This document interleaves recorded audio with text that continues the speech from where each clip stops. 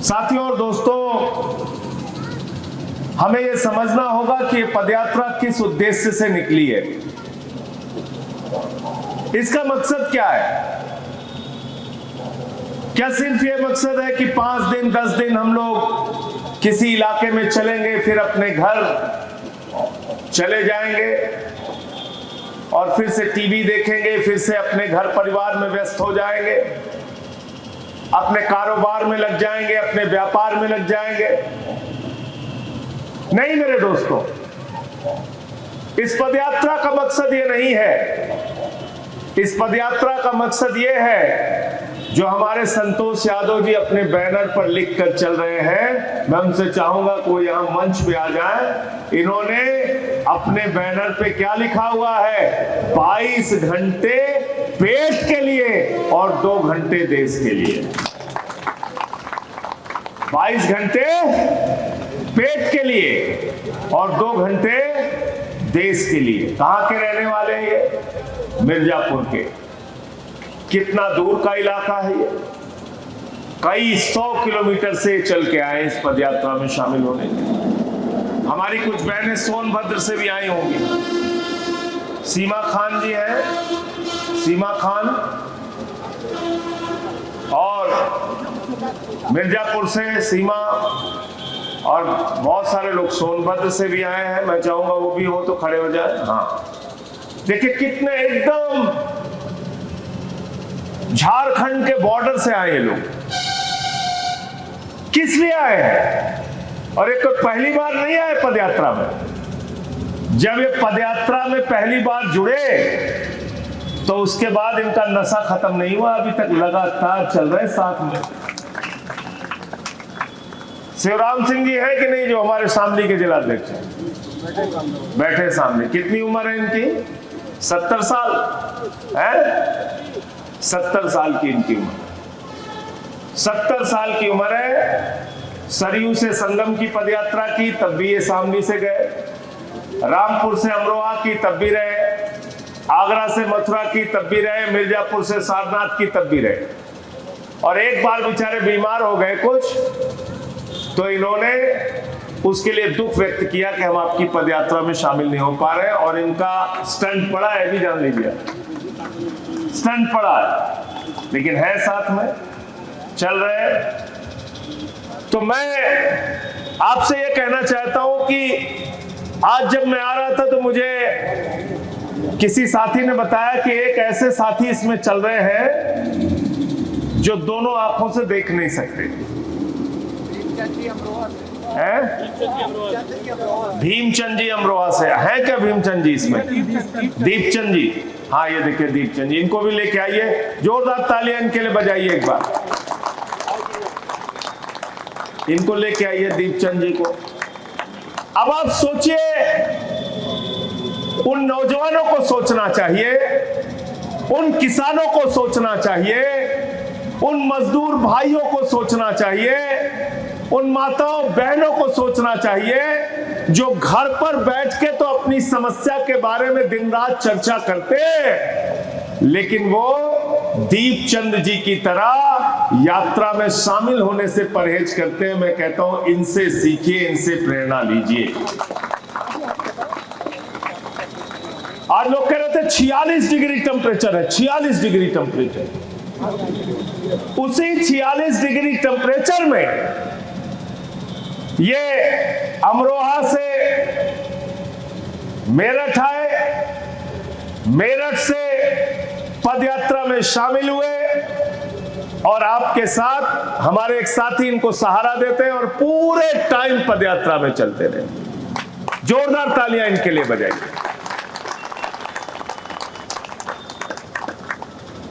जिनको आंखों की रोशनी से नहीं दिखाई देता, वो दिल से आपकी बेरोजगारी की समस्या और समाज के भेदभाव को महसूस कर पा रहे हैं। तो आप क्यों अपने घरों पर बैठे हैं? मेरा सवाल यह है आपसे, निकलिए अपने अपने घरों से। और एक बड़ी तादाद में, ठीक कहा हमारी बहन ने, कि अगर 22 लाख बच्चों का पेपर लीक हुआ, उसमें से 4 लाख भी सड़क पर उतर गए होते तो नरेंद्र मोदी की नींद हराम हो जाती, रातों की नींद हराम हो जाती।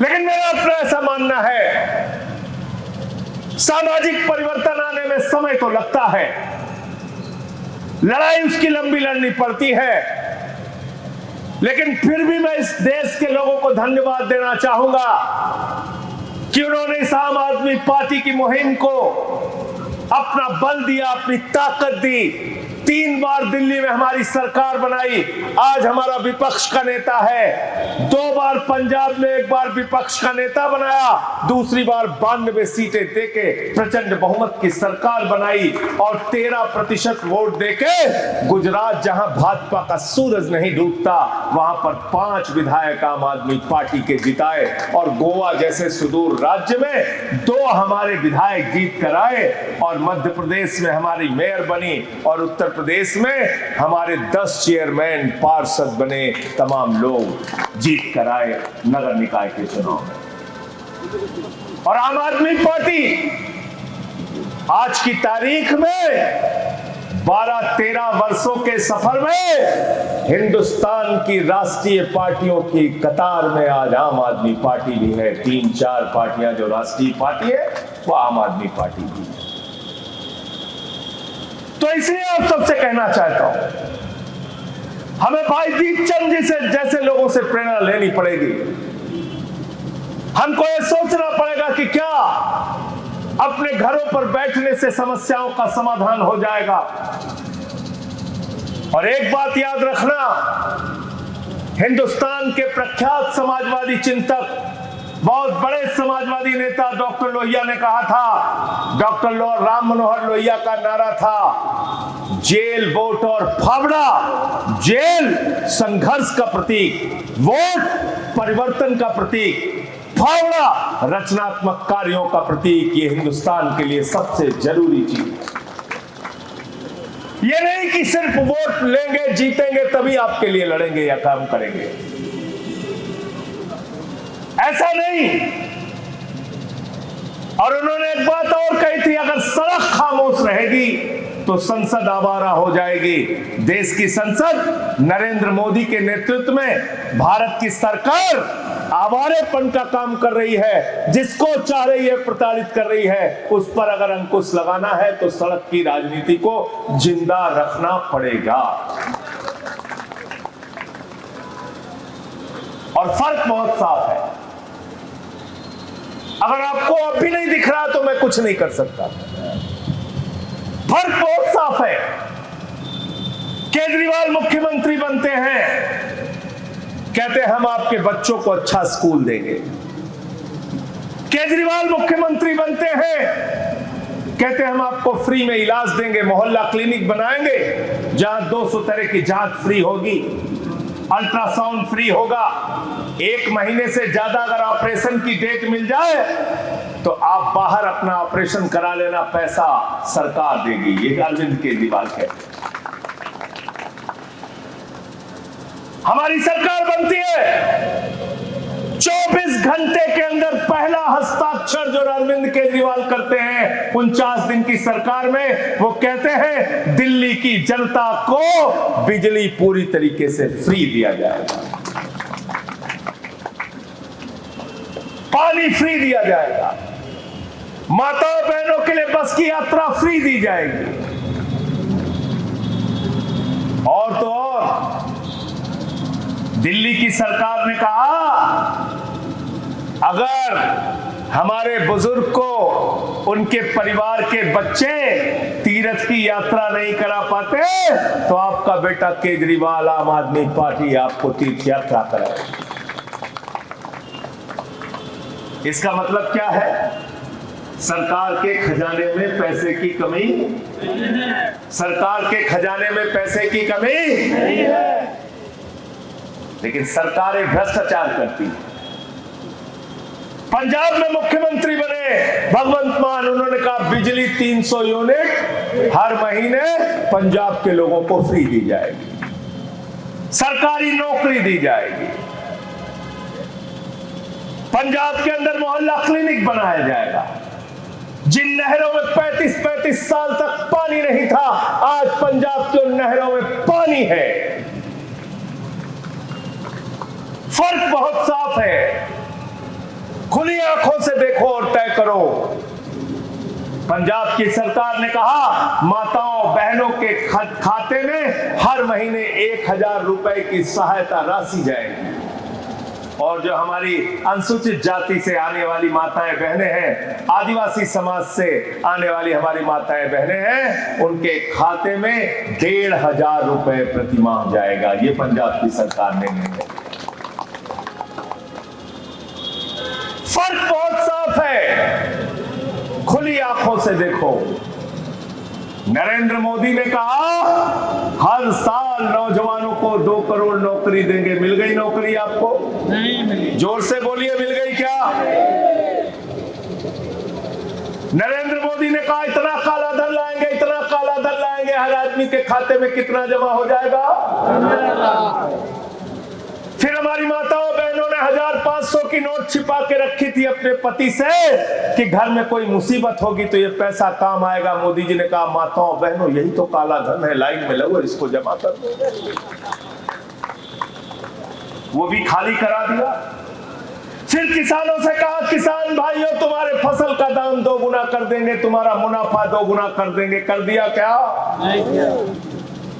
कर दिया क्या? फिर कहा 2022 15 अगस्त तक सबको पक्का मकान देंगे। पक्का मकान तो छोड़ो, झुग्गियों पे, मकानों पे बुलडोजर चलाने का काम मोदी योगी की सरकार ने किया कि नहीं किया? बताओ। वादे पे वादा, वादे पे वादा, झूठ पे झूठ, झूठ पे झूठ। फिर दिल्ली में आए, बोले माताओं बहनों अपना खाता खुलवा लो। बहनों ने कहा क्यों? बोले 9 मार्च 2025 को तुम्हारे खाते में 2500 रुपए आ गए। कितना आएगा कुलदीप भाई? 2.5। 9 मार्च 2025 बीत गया, अप्रैल बीत गया, मई बीत गया, जून बीत गया, जुलाई बीत गया, अगस्त बीत गया, सितंबर बीत गया, अक्टूबर बीत गया, नवंबर बीत गया, दिसंबर बीत गया, जनवरी बीत गया, फरवरी बीत गया, मार्च बीत गया, अप्रैल बीत गया, मई बीतने वाला। 2500 आ गए दिल्ली में माताओं बहनों के खाते में। उत्तर प्रदेश में आए, हमारे यूपी वालों को तो मोदी जी सबसे ज्यादा बेवकूफ समझते हैं, सबसे ज्यादा बेवकूफ। अगर मोदी दुनिया में सबसे ज्यादा बेवकूफ किसी को समझता है तो उत्तर प्रदेश के नौजवानों को समझता है। और जरा सोचना मैं ये बात क्यों कह रहा हूं। एक सभा में उसने कहा यूपी के नौजवानों तुम चिंता मत करना, यूपी के छात्रों तुम चिंता मत करना, अरे भाइयों तुम चिंता मत करना, तुम्हारे लिए हमने रोजगार सोच के रखा है। नौजवानों ने कहा मोदी जी क्या रोजगार है, क्या रोजगार है, क्या रोजगार है? मोदी ने कहा गोबर से रोजगार है, गोबर से रोजगार है, गोबर से रोजगार। संजय भैया जिंदाबाद, जिंदाबाद, जिंदाबाद। बोला था नहीं बोला था सोमेन भाई? बताओ, बोला था कि नहीं अरविंद बालन जी? बताओ, झूठ बोल रहा हूं मैं? क्या बोला? गोबर से नौकरी देंगे। किससे नौकरी देंगे? गोबर से। जोर से बोलिए। कब बोला था? 22 के चुनाव में। कै साल हो गया? मिल गई गोबर की नौकरी? गोबर की नौकरी मिल गई। ये वीरेंद्र फौजी जी भी हमारे अंबेडकर नगर से है। एक सभा में क्या बोला उत्तर प्रदेश में? देखो तुमको सबसे ज्यादा मूर्ख समझता है नरेंद्र मोदी, याद रखना, मैं पूरी जिम्मेदारी से ये बात कह रहा हूं। एक सभा में बोला यूपी में आके नरेंद्र मोदी, उसने कहा हाँ यूपी के लोगों बताओ अगर गांव गांव में कब्रिस्तान है तो शमशान होना चाहिए कि नहीं होना चाहिए?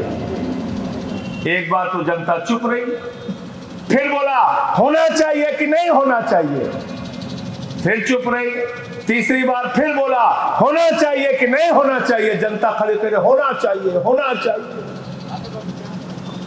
और इसकी जुबान इतनी काली है कि उसके बाद कोरोना की महामारी आ गई और पूरे प्रदेश में गांव-गांव में शमशान बन गया, शमशान बन गया। ऐसा आदमी है। तो केजरीवाल और आम आदमी पार्टी कहती है हम स्कूल देंगे, अस्पताल देंगे, बिजली देंगे, पानी देंगे, नौकरी देंगे, रोजगार देंगे, आपके बच्चों को भविष्य देंगे। नरेंद्र मोदी कहता है शमशान देंगे, गोबर देंगे, तुम्हारी पीठ में छुरा मारेंगे, तुम्हारे हाथ में हथियार देंगे, दंगा देंगे, फसाद देंगे, नफरत देंगे, इसके अलावा कुछ भी नहीं देंगे। गलत तो नहीं कह रहा हूं? गलत तो नहीं कह रहा हूं?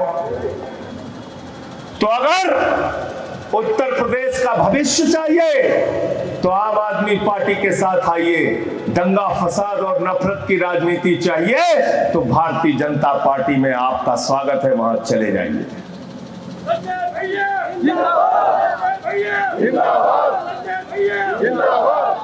और ये बात सीना ठोक के आपको बोलनी पड़ेगी। मैं कहना चाहता हूं बिल्कुल मत डरो, जाओ लोगों के बीच में बैठो और बात करो और बोलो फर्क साफ है। आओ हम बात करते हैं शिक्षा पर किसने काम किया, किसने काम किया अस्पतालों पर, किसने काम किया बिजली पानी पे, और किसने काम किया दंगे फसाद और नफरत की राजनीति पे। खुलेआम बोलो, मैं कहता हूं बोलो, खुलेआम बोलो, चर्चा करो।